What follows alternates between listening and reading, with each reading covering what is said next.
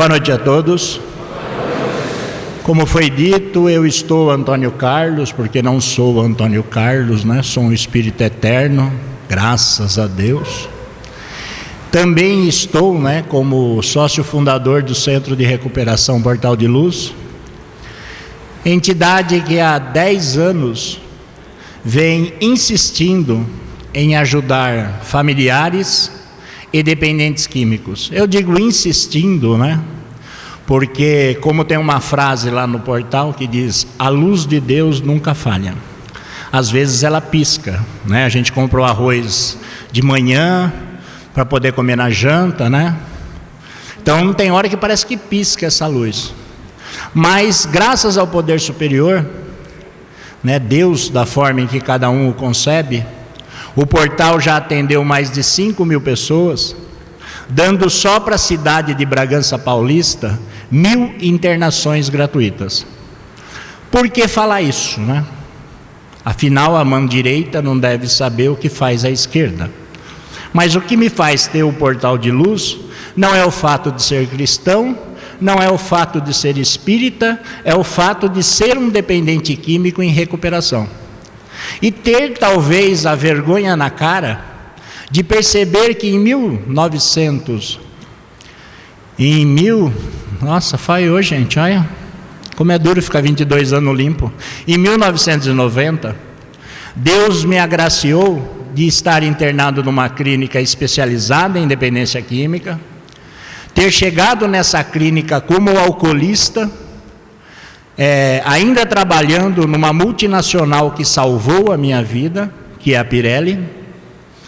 Então, 12 anos depois, em abstinência, eu fui cobrado. Eu não sei se eu sou médium, se eu sou esquizofrênico, até hoje eu tenho minhas dúvidas. Só que eu me lembro, né, que em 2003, 2001, eu não conseguia dormir de noite. O assunto que nos traz aqui hoje, né, é a codependência e obsessão. Amor ou doença. Então, antes eu vou falar da coisa mais leve, que eram as vovozinhas, as mãezinhas, que me acordavam toda madrugada. Parecia número cabalístico, de 7 em 7 dias aparecia uma para me acordar. Desencarnada, né? Lógico. Era uma experiência muito maravilhosa, né? Acordar, coberto, com 2 cobertores, mas num frio, né? Um calafrio danado, um gelo tão grande que fazia a gente acordar. E quando acordava, lá estava ela, lá estava ele. E eles me davam o endereço certinho de onde eu tinha que buscar o neto deles, o filho, o sobrinho, a fábrica abandonada, a favela, né, a boca onde ele estava usando, os apelidos aos quais na infância ele era chamado, o que tornava verídico, né, a abordagem desses dependentes químicos em estado de calamidade pública. Tinha que ter um argumento, e o argumento quem me dava era eles. Mas também é assim, qual era a experiência que eu tinha naquele momento? Havia trabalhado no Centro de Tratamento Dr. Bezerra de Menezes, e 5 anos numa psiquiatria. E me deparava com a seguinte situação: a espiritualidade pedia para me resgatar. Eu resgatava e não tinha para onde levar. Não adiantava nada, eu ficava com o dependente químico, com a dependente química, dentro do meu carro, e não tinha para onde levar. Não tinha uma instituição que eu pudesse agilizar essa internação. E aí eu comecei a virar codependente também, porque eu ficava desesperado. O que eu faço com essa pessoa? Suja, na maioria das vezes, doente, sem condições de voltar para a própria família e para a própria casa, tamanha desestruturação familiar. E eu ligava para as entidades diziam: primeiro tem que fazer tratamento dentário para depois trazer. Primeiro tem que fazer todos os exames para a pessoa poder se internar. Se for mulher, tem que ter exame de gravidez, tem que ter exame de HIV. Se for homem, tem que ter exame de HIV, tem que ter exame de hepatite. fora as mensalidades, né? Que tudo tem custo nessa vida, infelizmente. E aí eu ficava sem opção. Muitas vezes fazia o acompanhamento desses dependentes químicos em grupos de alcoólicos anônimos e narcóticos anônimos.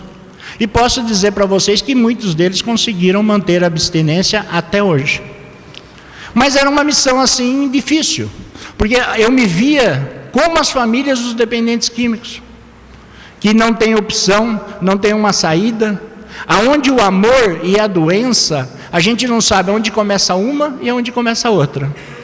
A Organização Mundial de Saúde nos diz que só 7% dos dependentes químicos conseguirão recuperação. Recuperação no sentido de sair do episódio de crise, que é o uso compulsivo, e acabarem as suas vidas carnais sem voltar a usar álcool ou droga. Só 7%. Essa mesma Organização Mundial de Saúde nos diz que no Brasil nós temos em média de 10 a 15% de dependentes químicos. Se somos 150 milhões, teríamos 15 milhões de dependentes químicos.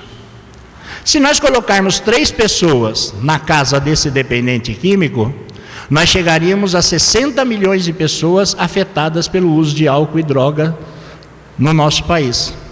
Lembrando que essas pessoas que são os codependentes vão se relacionar nas escolas, vão se relacionar nos empregos, nos centros espíritas, nas igrejas. Então, esse número de 60 pessoas afetadas pela dependência química é muito maior.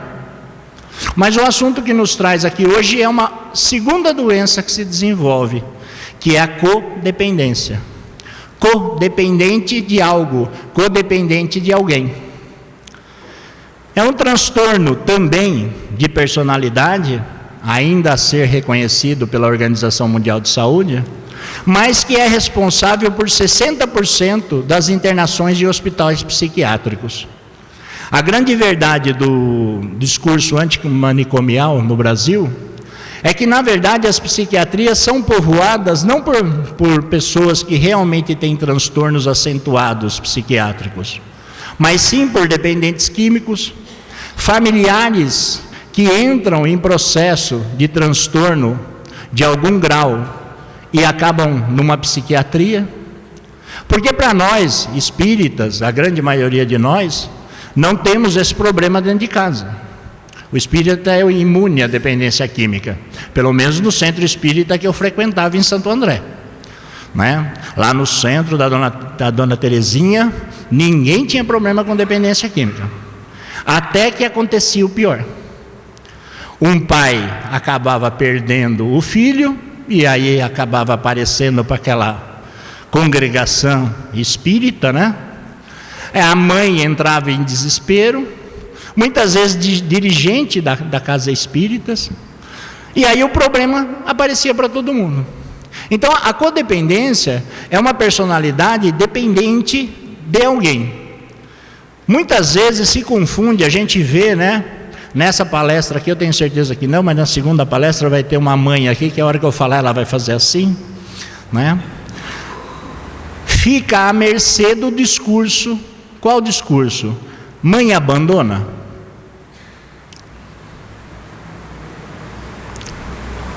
A mãe tem que ir até o fundo de poço com seu filho? E como é que não abandona? Qual é o limite entre educar o seu filho dependente químico e o abandono? Lá no Portal de Luz, a cada 15 dias a gente tem um programa de família. Então vai em média, a gente tem 60 a 80 pessoas internadas. Se tiver 60, vai família de 20, de 40 não vai ninguém. Esse limite não é o limite saudável, esse é o abandono. A família ao longo do caminho se cansou, não aguenta mais, não tem mais condição financeira para nada, e aí ela faz o abandono. Porém, a medida de prevenção, muitas vezes, que a família vai ter que tomar, muitas vezes é encarada como abandono também. Quando a gente chega para um familiar de dependente químico e diz para ele assim: se ele recair novamente, faça a malinha e deixe no portão. Imagina uma mãe, uma avó ouvir isso. Imagina para mim falar isso sabendo que a mãe e a avó desencarnada vêm te procurar depois. Mas é uma necessidade de limite que o dependente químico tem que encarar. Quando a gente vê o histórico de famílias de dependentes químicos, lógico que toda regra existe exceção. Mas geralmente quais são os casamentos codependentes? Um namoro extenso de 15 dias, um noivado extenso de 3 meses, e antes de 6 meses está um morando com o outro. Vocês já viram isso por aí ou não? Essa antena que a codependência tem, que eu gosto sempre de dar o exemplo, né? Estádio lotado, Palmeiras e Corinthians, 30 mil corintianos de um lado, 30 mil palmeirenses do outro, ele corintiano, com a sua camisa da Gaviões da Fiel, ela mancha verde, um de frente para o outro, ele consegue enxergar ela, no meio de 30 mil palmeirenses, e ela consegue enxergar ele. Na saída do estádio de futebol, como é comum, infelizmente, a briga entre as duas torcidas, de repente 2 pessoas se escondendo debaixo do carrinho de pipoca. Quem são os 2? O amor nasce, alma gêmea. É o destino, é o obsessor. Dessa relação começa todo um complexo de dependência que é doentia. A paixão é uma coisa linda. Não chegamos ao amor sem passar pela paixão. Conversa de moralistas que possam dizer ao contrário. Só que a paixão tem que amadurecer e se tornar amor. Paixão é aquela coisa maravilhosa. A gente não vê defeito na pessoa que a gente ama. A pessoa é maravilhosa, ela é linda. Eu vejo mulheres falar isso. Meu homem é tão compreensivo. Ele me ouve, ele lembra a data de aniversário, ele me manda presente. Eu falo, deve ser algum ET, né? Porque é homem, né? Na época da paixão, é natural que deixe bilhetinho na geladeira, mande flores, bombons, joias. Mas depois que está tudo estabelecido, que acaba a química, né, que a ciência nos explica, a paixão dura de 4 a 5 anos. Acontece aqui, no nosso cérebro. Depois ela acaba. Aí o homem toma aquela postura, eu não tenho que fazer nada porque eu já conquistei. Aí ela pergunta, você me ama? Ele vira e fala assim, lógico, senão não estaria com você. Quer amor maior que esse? Essa relação é a relação natural. É nesse momento que o casal vai aprender a realmente amar o outro. Porque na paixão o que a gente faz? A gente projeta o que a gente quer no outro. Na verdade é aquilo que a gente é, né? Se você, homem ou mulher, é carinhoso, atencioso, e você acha que a outra pessoa é você que é. Você está só projetando nele. Aí o natural é que depois, quando vai vir o verdadeiro amor, a gente perceba os defeitos dessa pessoa e aprenda a amar essas pessoas nos seus defeitos e nas suas qualidades. Isso é o processo natural, aonde o amor vai nascer. Mas na codependência isso não acontece. A codependência traz uma cegueira no familiar, seja o pai, seja a mãe, seja o irmão, seja o empregador. O empregador também é codependente. E ele não consegue ver os defeitos do dependente químico. Lá no Portal de Luz, as mães nos falam, né, que o culpado, quem é o culpado do outro usar droga? O vizinho, os amigos. Seu Antônio, meu filho é maravilhoso. Meu filho não merecia isso. Gente, eu sou espírita. Não existe efeito sem causa. Não existe. Será que uma pessoa boa, boa no sentido amplo da palavra, ser bom como o Evangelho nos ensina, vai usar droga, vai beber. Nós vivemos um planeta de expiação e provas. Então a grande maioria das pessoas são mais ou menos, dependendo da circunstância. Mas o codependente não consegue ver isso. Ele acha que o culpado é o mundo, o culpado é o governo, o culpado é todo mundo, menos o dependente químico. Nós vemos mães tratarem seus dependentes químicos com quase 40, 50 anos nas costas, como se fosse um menino de 14 anos. Uma criança de 7 a 8 anos. Nos sábados de programa de família, as mães vêm, muitas vezes não tem nem dinheiro para vir de ônibus visitar o filho, mas traz as sacolas, bolachinha recheada, Danone, cigarro de marca, roupas de marca, mimos. Mas tudo isso acontece, a codependência, em 1942, 45, em Minnesota, da onde também nasceu Alcoólicos Anônimos, surgiu um estudo entre profissionais da área de psiquiatria, lógico, com familiares de dependentes químicos. Foi ali que nasceu o movimento do Al-Anon, que é o grupo de familiares de alcoólicos, e foi ali também que começou os primeiros estudos sobre codependência, doença. Só que eles viam a codependência como doença só em familiares de dependentes químicos. Hoje, em Minnesota, existe uma faculdade lá, uma das únicas, que realmente tem uma pós-graduação extensa sobre dependência química e codependência. Para eles descobriram que a codependência não é uma particularidade de pais e mães de dependentes químicos, de maridos ou esposas de dependentes químicos. É um comportamento, na verdade, humano. É uma tendência que nós temos, todos nós somos dependentes de alguma coisa. O nosso ego narcisista, como o Divaldo gosta de chamar, o nosso lado egóico, sempre tem aquela mesma frase de apego, de possessão: minha mulher, meu filho.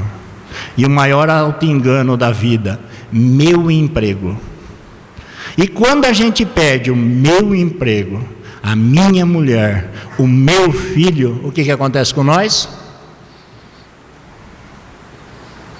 Entramos em parafuso. Podemos racionalizar, a filosofia espírita nos ajuda muito isso.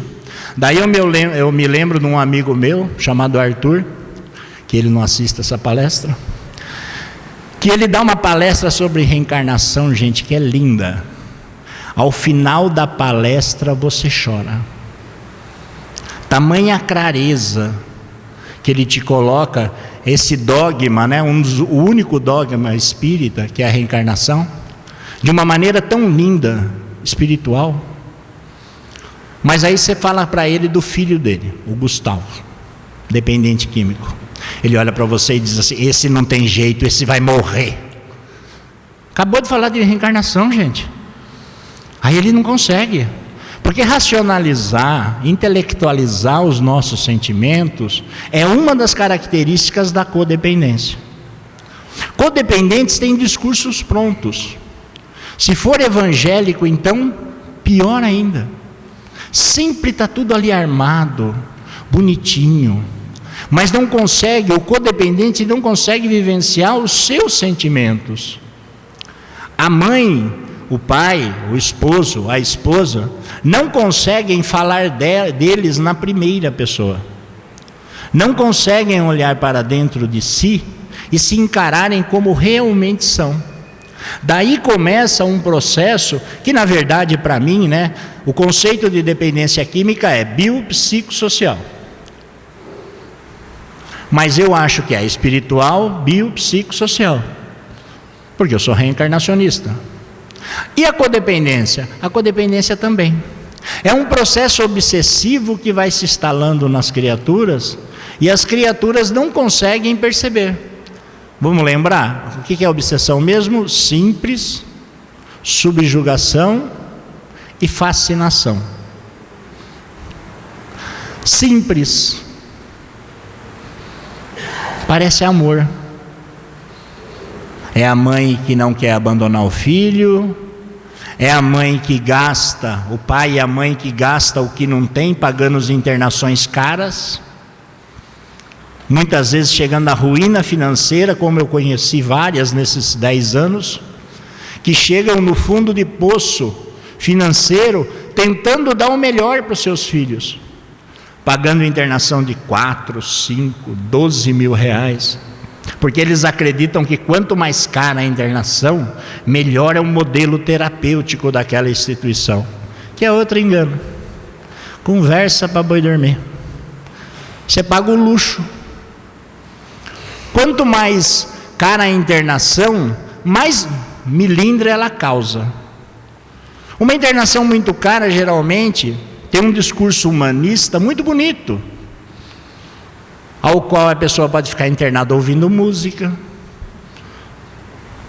ao qual a pessoa tem visita íntima. Ai, que lindo! É lindo isso. Aonde não se pede para ele participar de grupos terapêuticos, de atividades ocupacionais, porque senão ele melindra, ele quer ir embora. Então essas instituições muitas vezes não têm a responsabilidade, e mesmo as espíritas, que está lá em nosso livro dos Espíritos, que está lá no nosso Evangelho, a missão do homem inteligente. A missão do homem inteligente é educar. Vim falar desse tema hoje aqui para vocês, eu fiquei pensando comigo, o que eu vou lá falar para eles? Vou levar uma mensagem de esperança, de força, de fé.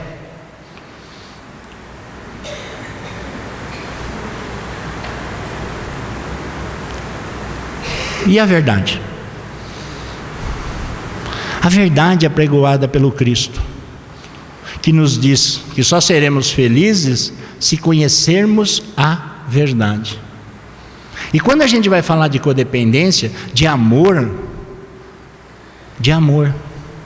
quantos milênios, desde que o Cristo esteve aqui, desde que Moisés recebeu os 10 mandamentos, nós estamos tentando entender o que é este amor. Esse amor. As psicografias mais recentes, algumas precisam passar pelo crivo da razão. Infelizmente não temos mais o CUE para poder, controle universal dos espíritos, para nós saber quem fala a verdade e quem não fala a verdade. Nós só temos o método, mas mesmo assim é difícil de aplicar o método. Mas as mensagens que nos vêm nos dão conta que estamos desencarnando com problemas, enfrentando problemas, porque nós não conseguimos entender esse amor que o Cristo tentou nos passar, tentou nos apresentar, esse amor incondicional, mas esse amor que ao mesmo tempo diz: amarás o próximo como a ti mesmo. E o que nós vemos em famílias codependentes? Elas não se amam, elas se destroem. A primeira coisa que se destrói num relacionamento codependente, lembrando que codependência pode ser o filho, tem 3 filhos, 2 estão fazendo faculdade, o outro escolheu ser hippie. Aí o pai e a mãe sofrem por causa do filho que quer ser hippie, porque eles querem controlar, eles querem mudar aquele filho. Ser hippie não quer dizer que usa droga, não quer dizer que beba, simplesmente ele escolheu ser hippie. Livre-arbítrio quem deu? Foi Deus. E o amor? O amor respeita, o amor acolhe, o amor nos motiva à benevolência. Existe sem amor, sem benevolência, sem tolerância, sem empatia, sem resignação? Existe, aquele amor de televisão, que a gente vê todos os dias, que é só amar, amar, amar, amar, e dizer aquela frase codependente: o meu amor vai fazer ele mudar. Quantos casais Delegacia da mulher, gente. Quem acha que eu sou mentiroso, vai fazer plantão na delegacia da mulher. A frase que você vai mais ouvir das mulheres que sofrem agressão é essa. Ao final se pergunta, mas por que você fica? Porque eu sei que o meu amor vai fazer ele mudar. Bonito, né? Será que alguém muda por causa de alguém? Gente, eu sou obrigado a dizer para vocês, eu sou um homem galinha. Eu fui um homem galinha. Tá? Galinha, né? Eu sou aquele homem que toda mulher queria, compreensivo, que sabe ouvir, que dá atenção. Ou seja, galinha. Né? Porque está sempre fazendo o jogo da sedução, não tem outra coisa que fazer aqui. Isso é um jogo de sedução. E acaba se tornando um homem galinha. E eu tive que aprender a fazer o quê? Dominar esse impulso. Aprender a lidar com ele. Eu tive que mudar. Eu mudei porque eu magoei as mulheres que se relacionaram comigo? O que vocês acham? Como é que eu posso ter certeza que eu estou magoando alguém se eu não tenho certeza da minha mágoa, do meu sofrimento, que o meu comportamento é errado? Então, eu mudei o dia que a casa caiu. Que uma ligou para a outra falou com a outra, criou um transtorno na minha vida, e eu falei, eu tenho que mudar. Reforma íntima. E mudei. Quando aconteceu isso comigo, ou seja, que o mundo me colocou limite, eu comecei a entender o quanto as pessoas sofreram. E aí eu pude ter direito ao arrependimento. Mas o que eu precisei para essa mudança? Eu estou falando de um comportamento para vocês. Porque as relações doentias, onde existe a traição e mesmo assim se continua, elas só são efetivas pelo amor que perdoa, desde que a pessoa perdoe. Não adianta nada ficar num casamento com um homem ou uma mulher daquele jeito, controlando o celular, deixa a senha da internet comigo, cadê a sua senha do Facebook? Eu te perdoei, mas eu quero, patrulhar. Gente, isso não é amor, isso não é perdão. A codependência é esse comportamento doentio. É esse comportamento de apego, não de amor, é apego. É aquela mãe heroína que vai com o filho até o fundo do poço. É aquela mãe que sabe que o filho está vendendo o próprio tênis, mas ela acorda de manhã ainda para comprar pãozinho para ele comer quentinho. Aí ele acorda, não dá nem bola para o pão dela e vai para a rua. Aí de manhã ela acorda, vai conversar com as vizinhas e fala, como eu sofro, como é difícil ser mãe. Gente, ser mãe é martírio? Ou é dádiva? Ser filho é martírio? Ou é dádiva? Depende do pai e da mãe que você tem, e depende do filho que você tem. E aí que entra o nosso amor. Amarás o próximo como a ti mesmo. Se eu não conheço os meus limites, gente, como é que eu posso colocar limite em alguém? Mas para que isso? Porque está lá no Evangelho, você não lê? Jesus disse que se eu dizer seja sim, sim, e não, não. Dizer sim e dizer não, gente, é uma arte. Vocês acham que é fácil? Eu garanto que muitos de vocês estão falando assim, mas isso é a coisa mais fácil do mundo. É nada, você conta a história. Para você dizer um não, você tem que contar muitas vezes você mente. Você inventa a necessidade de coisa que você não vai fazer. Você fala que você tem prioridade para fazer uma coisa, só para não olhar para a pessoa e dizer, não, não posso. Não, não quero. Se você é incapaz de dizer não, não quero, como você é capaz de praticar a caridade? Que depende da sua resignação, da sua benevolência, da sua boa vontade. Como é que você dosa? Eu sei que alguns de vocês não estão entendendo o conceito de codependência. O que é codependência? Pais ausentes. O que é um pai ausente? Meu pai trabalhava 12 horas por dia. 12. Chegava em casa moído. Eu nem sabia quem era meu pai. Aí de vez em quando ele tentava brincar comigo, aqueles 15 minutos que ele ficava comigo, valiam por 10 horas. Um pai ausente. Eu, na minha caminhada de 22 anos para ficar limpo, me tornei um pai ausente. Porque Jesus já disse: não colocarás vinho novo em odre velho. Não adianta intelectualizar a mente se o coração não consente. Não tem conexão, coração e razão. A mente pode saber de cor a caridade. Você pode até praticar. Quem vê de fora fala caridoso. Porém, quando você vai olhar de perto, não é bem assim. Eu me lembro de uma instituição ao qual eu era voluntário, onde as mãezinhas se reuniam para arrumar as roupas para poder vender no bazar. Era lindo, gente. Na inocência dos primeiros anos no espiritismo, eu achava que todo mundo era espírito de luz. Aí eu ia lá, ficava olhando aquelas mulheres costurando, falava: meu Deus, como Deus transforma a vida. O espiritismo é o consolador prometido. Aí acabava, tinha horário do café. Gente, o que a gente via? Mães com problema com os filhos, mães codependentes, mulheres codependentes de maridos disfuncionais. E algumas vezes o trabalho no centro era uma fuga. E a dona Terezinha lá da creche Amélia Rodrigues em Santo André, se alguém fala de um problema para ela, ela chega e diz assim: vá trabalhar. E ela está certa, vá trabalhar, vá praticar caridade. Não dá tempo de ter depressão, não dá tempo de ter nada. Ela está absolutamente certa. Só que para toda regra existe exceção.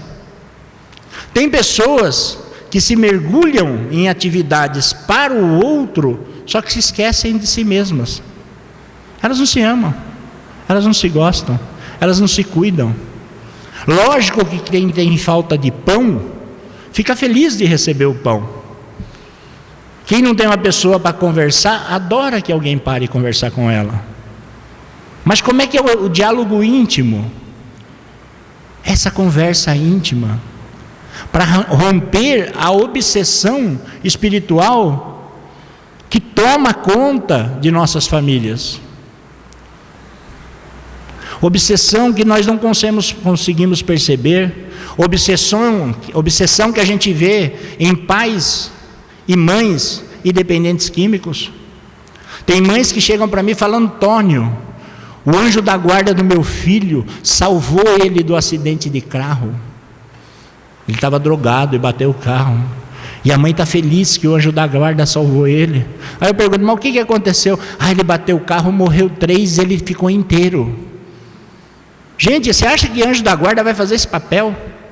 Salvar a pessoa para a pessoa daqui 12 horas estar usando droga de novo e colocando a vida de alguém em risco? Quem faz isso é o obsessor. Porque ele quer o dependente químico como instrumento de escândalo dentro daquela família. Ele protege, ele cuida. E não é benfeitor não, gente. Não é não. Lá no portal A Nossa Espiritualidade, ela lembra muito, os espíritos que a gente conversa lá no portal. Como eu disse, eu não sei se eu sou médium ou esquizofrênico, mas os que nos chegam lá Quem leu Memórias de um Suicida aqui? Tem um personagem particular chamado Jerônimo. Um amor, uma candura de espírito, muito devotado, porém muito mal-humorado, mal-educado. E os espíritos muitas vezes que acompanham as pessoas que chegam no portal são exatamente desta ordem. Porque a verdade é bem simples. Não dá para a gente pedir para um médico cirurgião quebrar concreto. Ele pode até conseguir, mas é uma judiação, não é? É bom pegar um mais rústico, deixar que ele vai lá e faça esse trabalho.